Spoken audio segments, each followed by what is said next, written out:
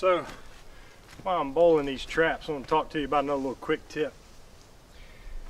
A lot of times deer hunters are real particular about noise in the woods, but I have to think about, I had a friend of mine, he was running a bow hunting outfit up in Illinois, and I've been there. It was a big place, and boy, these guys would be out there hunting and stuff, and they'll see a farmer. It's everyday life for a farmer, so he's getting in his tractor and doing his thing, and these guys were calling up my buddy and saying, "Hey, look, man, you got to shut that farmer down. He's messing up my hunt." And he said he kind of let it go for a little bit, and he said, man, then he just finally just had to cut him off, and he said, "Look, that farmer's doing what he does every day, and those deer see that farmer doing that every day. They see that tractor going across that field, and they don't think anything of it." And that's a true statement. I mean, we have seen things here. One thing in particular is coyotes. Coyotes, they pattern those tractors, and we have killed so many coyotes from a moving tractor. But the trick is, you can't change the sound of the throttle. You definitely cannot stop that tractor within sight. If you stop that tractor, that coyote's immediately, I mean, he's leaving. He's leaving the field in a run. But they know what that tractor should be doing in an everyday setting. They watch it all the time. But recently, my wife told me, she said, "Look, I want to go hunting," and I said, "All right, yeah, that's fine. Well, I said, I got a good spot right here. We go right behind the house, and one of my best spots." And and I told her, I said, "Look, we'll be ready by this time. Get back there." And we got back there on time. And I'll tell you, there were 3 does already in a food plot back there. And I said, "Dadgummit," And I said, I can try to get out in the open, because we were in the woods. We're gonna have to step out in the open because this is really on like a pipeline. And I said, "Look," I said, "we get out in the open." I said, we can try to stay behind the blind. We're going to hunt in a little ground blind. And I said, but then I got to thinking. I said, no, scratch that idea, because there's nothing that spooks a deer any worse than somebody that walks up on a deer and just that's the worst thing you could do. I don't know, it's hard to explain, but it's just the fact that the deer just kind of doing their own thing and everything looks normal, and then all of a sudden they see a human. That's it.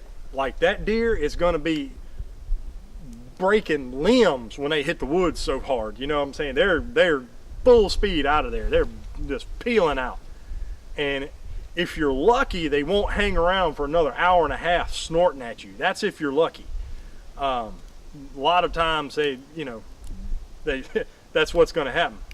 But on this particular hunt with me and my wife, I said, "Look, just hang on." I said, just hang out right here. I said, "I'm going to run back to the house, get this old farm truck, and I'm coming down here in this farm truck." And this old truck, sitting back here, behind the camera, but old Chevy truck, it's got some exhaust leaks. It's pretty loud. I fired it up, just come easing down there, and I was just acting like I was driving back there, just like I would drive across the field or drive back up in the woods, and just ease back up in there. And what I did, I drove down in there, I drove right past my wife, and actually when I pulled out into the pipeline there, I mean, the deer look up at it, and there they are. They kind of throw their tails and run down the hill and run off into the woods. And so I just leave the truck running, and I told my wife, I said, "Come on," and I got her in the blind, and I got back in the truck and backed out and drove the truck back up to the house. And when I parked the truck here, I mean, I took off running. I mean, I was running, man, just trying to get there, because I knew what was going to happen. And I'm gonna tell you, I got back to the blind and got in and closed the door and sat there for about a minute to maybe a minute and a half, and those does started stepping back out in that food plot. It was that fast, within just a couple minutes. But the reason that worked the way it did is that they could hear that truck coming, once they saw what it was, they said, oh, I don't like this, they run off. But the thing is, I never killed that engine, and they heard that truck leave. Those deer, when they run off, they just run into a little triangle of woods. It's not but a few acres in there. I knew they were coming back because they went to that side of the pipeline. I said, they're coming right back.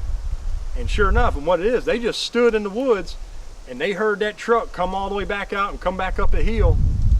And then what they do, within a minute and a half, they're walking right back out. Now, you can do that same thing. If you have a place where, you know, you're worried about spooking deer or something like that, if it's a farm, definitely. If it's a hunting club with a lot of people, certainly. You can do those type of things. And what the thing to do is have someone drop you off.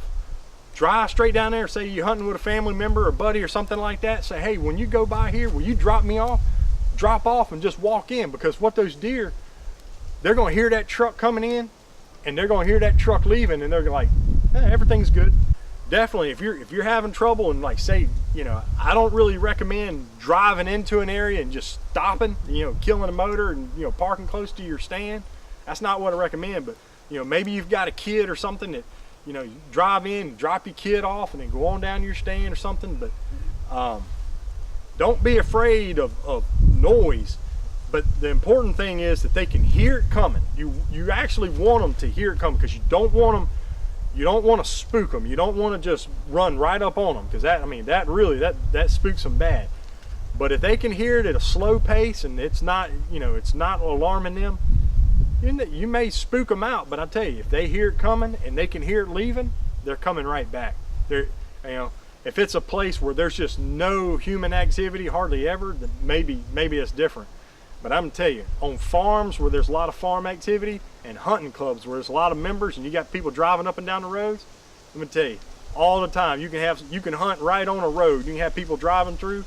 Those deer can be right off in the edge of the woods, and look, they hear a truck coming through, they're just gonna wait till that truck leaves, and then they're gonna cross. Happens all the time. So don't be afraid to have a little sound, but try to implement that sound that it comes and goes. So if somebody can drop you off, you really want that sound, you want it to sound like you're coming and then you're leaving, kind of like a tractor. Think about it like that. You know, the farmer comes out in the field, is going to do what he's going to do, and then the farmer's going back to the barn. So leave it like that, and I'll tell you, it's really it'll work out for you. But, you know, just a simple tip that has definitely worked for me. It worked for me just a couple days ago, and if I would have walked out there and risked,